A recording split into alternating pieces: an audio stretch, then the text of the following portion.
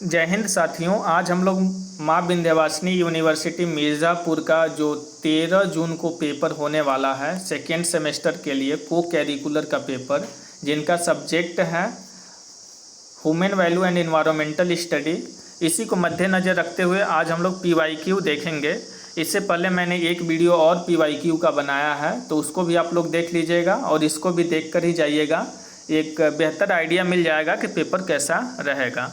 ठीक है, चलिए एक एक कर हम लोग देखते हैं। सबसे पहला क्वेश्चन हम लोग का है कि सौर ऊर्जा प्राप्त होती है, तो सौर ऊर्जा हम लोग का प्राप्त होती है सूर्य से, यानी कि ऑप्शन सेकेंड। थर्ड, सौर ऊर्जा यानी सूर्य से, ऑप्शन थर्ड।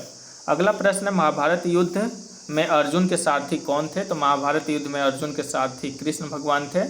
इसमें ऑप्शन नहीं दिया, तो हम करेंगे इनमें से कोई नहीं। अगला प्रश्न है नर्मदा बचाओ आंदोलन का प्रणेता कौन है, तो ये है मेधा पाटेकर, यानी ऑप्शन पहला।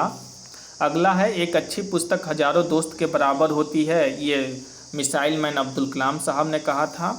अगला प्रश्न है प्रदूषित जल पीने से कौन सी बीमारी होती है, तो जो प्रदूषित जल है इससे हैजा, पेचिश, अतिसार यानी उपरोक्त सभी बीमारियां होती हैं। अगला प्रश्न है कि पेड़ पौधों कौन सी गैस बाहर निकालते हैं, तो पेड़ पौधे जो है ऑक्सीजन गैस बाहर निकालते हैं, कार्बन डाइऑक्साइड लेते हैं। फोटोसिंथेसिस यानी प्रकाश संश्लेषण की प्रक्रिया में कार्बन डाइऑक्साइड गैस लेते हैं और ऑक्सीजन बाहर निकालते हैं।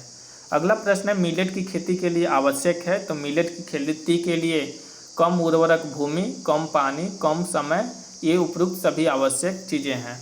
अगला प्रश्न है धूल प्रदूषण रोकने के लिए उपयुक्त वृक्ष है, तो ये है अशोक का वृक्ष, यानी कि ऑप्शन पहला। अगला प्रश्न क्या कर रहा है कि गांधी जी के अनुसार सत्याग्रह का आवश्यक सिद्धांत है, तो गांधी जी के अनुसार सत्याग्रह का आवश्यक सिद्धांत है पीड़ा के अनंत क्षमता, अहिंसा, सत्य, यानी उपयुक्त सभी। अगला प्रश्न है स्वामी विवेकानंद के अनुसार शिक्षा का उद्देश्य होना चाहिए, तो शिक्षा का जो उद्देश्य होना चाहिए जीवन निर्माण, चरित्र निर्माण, मानव निर्माण, यानी उपयुक्त सभी होना चाहिए। इसके बाद अगला प्रश्न है विवेकानंद जी की शिक्षा दर्शन की विशेषता है, तो विवेकानंद की शिक्षा दर्शन की विशेषता व्यवहारवाद, प्रकृतिवाद, आदर्शवाद, यानी कि उपयुक्त सभी है। उसके बाद APJ अब्दुल कलाम माने जाते हैं, तो APJ Abdul Kalam missile man के नाम से माने जाते हैं, यानी जाने जाते हैं। इन्होंने 5 विभिन्न प्रकार की मिसाइलें बनाकर भारत को समर्पित किया था, यानी देश के नाम समर्पित किए थे, इसलिए इनको मिसाइल मैन ऑफ इंडिया के नाम से जाना जाता है।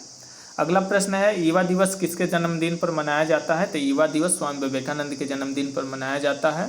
स्वामी विवेकानंद का जन्मदिन 12 जनवरी को हुआ था 1863 ईस्वी में, तो इसीलिए 12 जनवरी को युवा दिवस मनाया जाता है। अगला प्रश्न है स्वामी विवेकानंद का पूर्ववर्ती नाम क्या है, तो नरेंद्र नाथ दत्त है। इसके बाद है प्रबंधन एक प्रक्रिया है, प्रबंधन एक सामाजिक प्रक्रिया है, यानी कि ऑप्शन पहला। इसके बाद है मेट्रो नगर में प्रदूषण का मुख्य स्रोत है, तो यह है ईंधन चलित वाहन, यानी ऑप्शन सेकेंड। इसके बाद अगला प्रश्न है कि आत्मनिर्भरता एक मूल्य है, तो आत्मनिर्भरता जो है मानवीय मूल्य है, तो ऑप्शन हो जाएगा सेकेंड। उसके बाद क्या कह रहा है कि मूल्यों का आधार है, मूल्यों का आधार है सामाजिक भी है, दार्शनिक और मनोवैज्ञानिक भी है, यानी कि ऑप्शन 4 उपयुक्त सभी। अगला प्रश्न है एक भारतीय नागरिक के रूप में हमें क्या नहीं करना चाहिए, क्या बोला है क्या नहीं करना चाहिए ना, तो भ्रष्टाचार का विरोध नहीं करना चाहिए, तो हमें तो करना चाहिए इसका विरोध, तो ये नहीं होगा। पर्यावरण संरक्षण नहीं, धोखाधड़ी करनी चाहिए, और हमसे पूछा नहीं करना चाहिए ना, तो धोखाधड़ी नहीं करनी चाहिए, तो हाँ ये हो जाएगा ऑप्शन सही, यानी कि ऑप्शन तीसरा।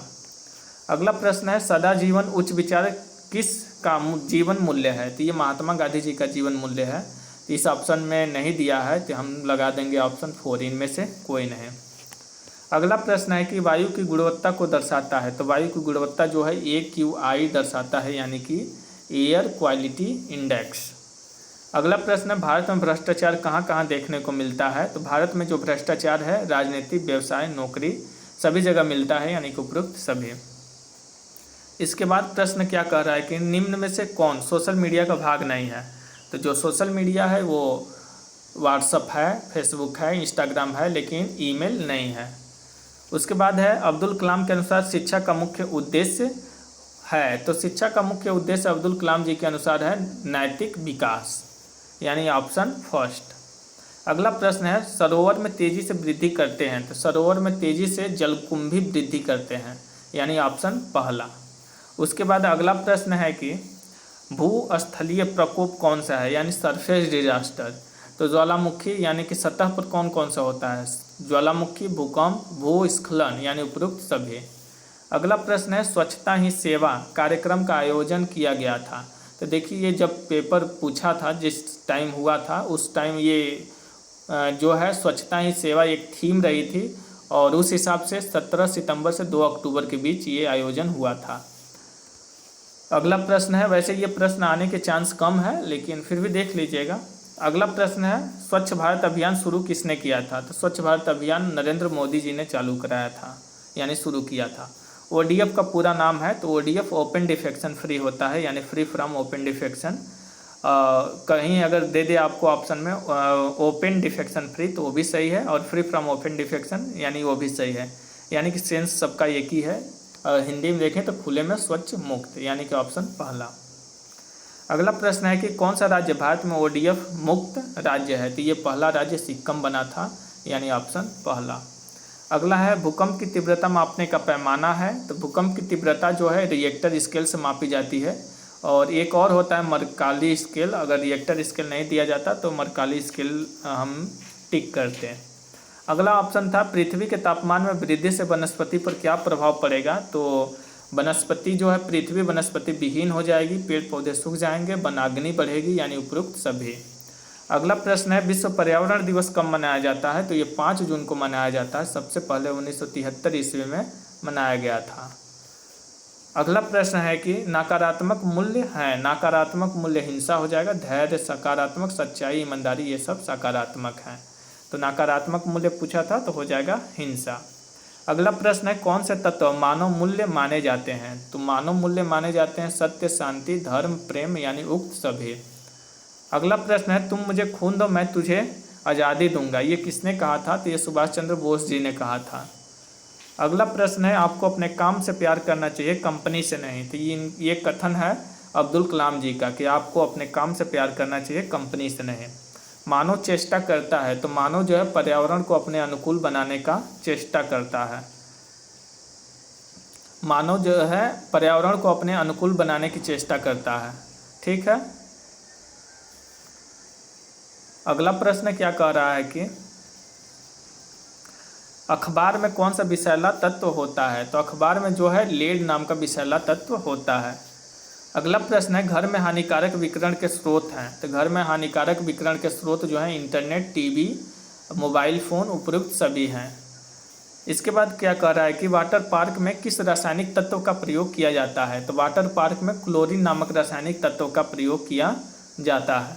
इसके बाद है घरों में सजावट के लिए कृत्रिम इकोसिस्टम को क्या कहते हैं। इसको हम कहते हैं एक्वेरियम। इसके बाद का प्रश्न है अहिंसा एक मूल्य है। अहिंसा कैसे मूल्य है। तो सकारात्मक मूल्य है। इसके बाद है मूल्यों को हम कहाँ से सीखते हैं। तो घर से, आस पड़ोस से, स्कूल से, उपरोक्त सभी। अब अगला प्रश्न क्या कह रहा है कि ऑनलाइन शॉपिंग की जाती है। तो ऑनलाइन शॉपिंग जो है बाजार से नहीं, प्रदर्शनी से नहीं, उपयुक्त हो नहीं सकता, यानी इंटरनेट से की जाती है। अगला प्रश्न है कीटनाशक दवाएं प्राकृतिक पर्यावरण को हानि पहुंचाती हैं, यानी ऑप्शन सेकेंड। इसके बाद है कौन सा मानवीय मूल्य सामाजिक न्याय और समानता को बढ़ावा देता है।